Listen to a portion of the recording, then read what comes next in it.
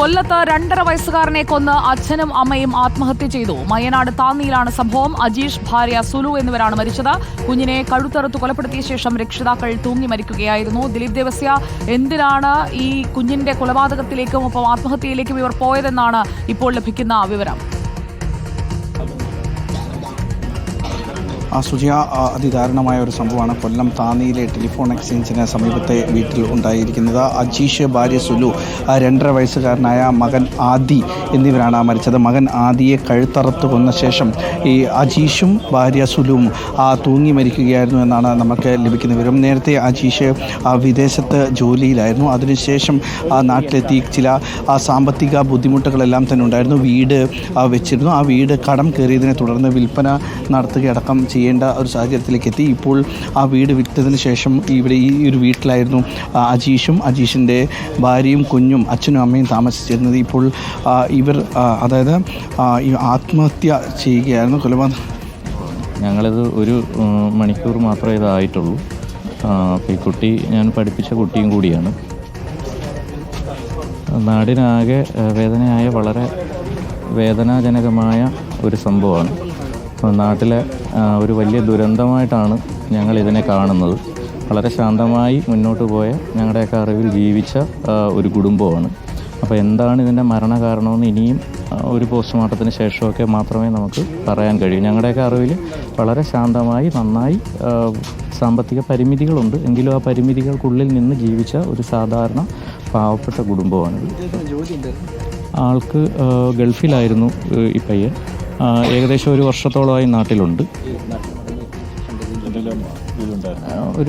ഇന്നിപ്പോൾ അറിയാൻ കഴിഞ്ഞതെന്ന് വെച്ച് കഴിഞ്ഞാൽ ഒരു അഡ്വക്കേറ്റിൻ്റെ ക്ലർക്കിനോടൊപ്പം വർക്ക് ചെയ്തിരുന്നു എന്നാണ് അറിയാൻ കഴിയുന്നത്.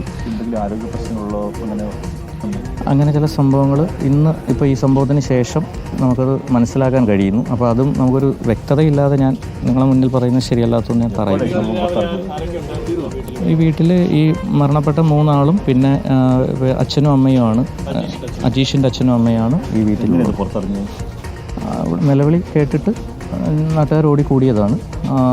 അപ്പോൾ കുറച്ച് പേര് വിളിച്ചാണ് ഞാൻ അറിയുന്നത്. നാട്ടുകാർ ഓടിക്കൂടി വന്ന് കതവ് തുറന്ന് നോക്കിയപ്പോൾ ആദ്യം എന്ന് വെച്ചാൽ കുഞ്ഞുള്ളതുകൊണ്ട് കുറച്ചധികം ഉറങ്ങിയാൽ ആദ്യം തെറ്റിദ്ധരിച്ചില്ല. പിന്നെയും എഴുന്നേൽക്കാത്തപ്പോഴാണ് വന്ന് നോക്കുമ്പോഴാണ് ഇങ്ങനെ ഒരു കാഴ്ച എന്ത് ചെയ്യുന്നത് കാണുന്നത്. അച്ഛനും അമ്മയും വീട്ടിൽ തന്നെ ഉള്ളത്. സംശയത്തിൽ ആദ്യം അവർ സംശയിച്ചില്ല. കാരണം 2.5 വയസ്സുള്ള കുഞ്ഞുള്ളത് കൊണ്ട് സ്വാഭാവികമായും എഴുന്നേൽക്കാൻ വൈകുന്നു എന്നായിരുന്നു അവരും കരുതിയിരുന്നു. പിന്നെയും അസ്വാഭാവികമായി വൈകിയപ്പോഴാണ് അവരിത് അന്വേഷിക്കുകയും പിന്നെ തൊട്ടടുത്ത ആൾക്കാരെ വിളിക്കുകയും ഒരാൾ വന്ന് തട്ടി തുറക്കുമ്പോഴാണ് ഈ ഒരു ദുരന്ത കാഴ്ച കാണുന്നത്. വീട് വിറ്റത് ഇപ്പോഴും തൊട്ടടുത്തല്ല. എൻ്റെ അറിവിൽ തന്നെ എന്ന് വെച്ച് കഴിഞ്ഞാൽ അതൊക്കെ ഒരു 1.5 വർഷം മുമ്പാണ് വീട് വിറ്റൊരു സംഭവം ഉണ്ടായത്. City police commissioner Kiran Narayan അവരെയാണ് ഇവിടെ എന്താണ് നമ്മുടെ ഒരു പ്രൈമറി സാമ്പത്തിക ബുദ്ധിമുട്ടുണ്ട്. ആൻഡ് ഇപ്പം ക്യാൻസറും ഡിറ്റക്റ്റ് ആയിട്ടുണ്ട്. അതിൻ്റെ ഒരു സ്ട്രെസ് എന്നാണ് മനസ്സിലാക്കാൻ വേണ്ടി അന്വേഷണം ചെയ്യുന്നുണ്ട്. അതെ ശരി. സുജിയ, ഈ അജീഷിന് അസുഖം ഉണ്ടായിരുന്നു എന്നാണ് നമ്മൾക്ക് ഇപ്പോൾ മനസ്സിലാക്കാൻ കഴിഞ്ഞത്. മാത്രമല്ല സാമ്പത്തിക ബുദ്ധിമുട്ടുണ്ടായിരുന്നു. ഒരു വീട് വിറ്റിരുന്നു. അങ്ങനെയെല്ലാം തന്നെ വളരെ കഷ്ടത്തിൽ ആയിരുന്നു. ഒരു അസുഖം ബാധിച്ചതോടെ തുടർന്നാണ്. ചേട്ടാ, ഈ അജീഷിനെ അറിയുന്ന ആളാണ്? ഇല്ല, അറിയുന്ന അച്ഛനെ അറിയാവും. അച്ഛനെന്തൊരു ജോലി? മേശം പണിയാണ്. എന്താണ് ഇവിടെ കുടുംബത്തിൽ വീടൊക്കെ വിറ്റിരുന്നു അങ്ങനെ? അതൊന്നും എനിക്കറിയത്തില്ല. ഇവിടെ അറിയുന്നവരൊക്കെ ചോദിച്ചാൽ. സുജിയ, ഇപ്പോൾ സിറ്റി പോലീസ് കമ്മീഷണർ അടക്കം വീട്ടിലെത്തി പരിശോധന നടത്തിയ വീട്ടിലെ കിടപ്പുമുറിയിൽ, അതായത് അജീഷിൻ്റെ മുറിയിലാണ് കുഞ്ഞിനെ കൊലപ്പെടുത്തിയ ശേഷം 2 പേരും ജീവനൊടുക്കുകയായിരുന്നു. അജീഷിന് അർബുദം ഉണ്ടായിരുന്നു എന്നാണ് ഇപ്പോൾ നാട്ടുകാർ ലഭിക്കുന്നത്. പക്ഷേ അതെല്ലാവരും തന്നെ ഈ ഒരു മരണത്തിന് ശേഷമാണ് നാട്ടുകാരെല്ലാവരും തന്നെ അത്തരത്തിലുള്ള ഒരു വിവരം അറിയുകയും ചെയ്തു. നേരത്തെ വളരെ സന്തോഷത്തോടു കൂടെ കഴിയുന്ന ഒരു കുടുംബം അവർ ഇത്തരത്തിലൊരു കൃത്യത്തിലേക്ക് ചെയ്യുമെന്നോ അത്തരത്തിലുള്ള ഒരു ബോധ്യവും ഇല്ലാത്ത ആളുകളായിരുന്നു. അത് വലിയ ആർക്കും സഹിക്കും. ചേച്ചിയുടെ വീട് എവിടെയാണ്? കുറച്ചപ്പുറത്ത്. ഇവർ അങ്ങനെ പലരും ഇപ്പോൾ വാർത്ത കേട്ടറിഞ്ഞ് എത്തുന്ന ആളുകളാണ്. വലിയ ദുഃഖത്തിൽ തന്നെയാണ്. കാരണം 2.5 വയസ്സുകാരനെ കൊലപ്പെടുത്തിയ ശേഷം ഒരു കുടുംബം ഇല്ലാതാകുന്ന ഒരു സ്ഥിതിവിശേഷത്തിലേക്ക് കാര്യങ്ങൾ എത്തിയിരിക്കുന്നു. അത് തന്നെ ആളുകൾക്കൊന്നും തന്നെ സഹിക്കാൻ കഴിയാത്ത കാര്യമാണ്. പലരും ഇപ്പോൾ ഈ വാർത്ത അറിഞ്ഞെടുത്തും സാമ്പത്തിക ബുദ്ധിമുട്ട് തന്നെയാണ് ഇത്തരത്തിലുള്ള ഒരു ഇതിലേക്ക് എത്തിച്ചത് എന്ന് തന്നെയാണ് നമുക്ക് ആദ്യഘട്ടത്തിൽ തന്നെ പ്രാഥമികമായി മനസ്സിലാക്കുന്നത്. കൂടാതെ ഇവരൊരു അസുഖം ഉണ്ട് എന്നും അതും വലിയ തോതിൽ ഉണ്ടായിരുന്നു. ഇത്തരം കടം വീട്ടുന്നതിന് ജോലി ചെയ്യാൻ പറ്റാത്തൊരവസ്ഥ. നേരത്തെ വിദേശത്ത് ജോലി ചെയ്തിരുന്നു. അതിനുശേഷം നാട്ടിലെത്തുകയും വിദേശത്തായിരുന്നപ്പോൾ ഉണ്ടാക്കിയ വീടടക്കം ഇപ്പോൾ വിൽപ്പന നടത്തേണ്ടി വന്ന ഒരു അവസ്ഥയിലൊക്കെ എത്തി.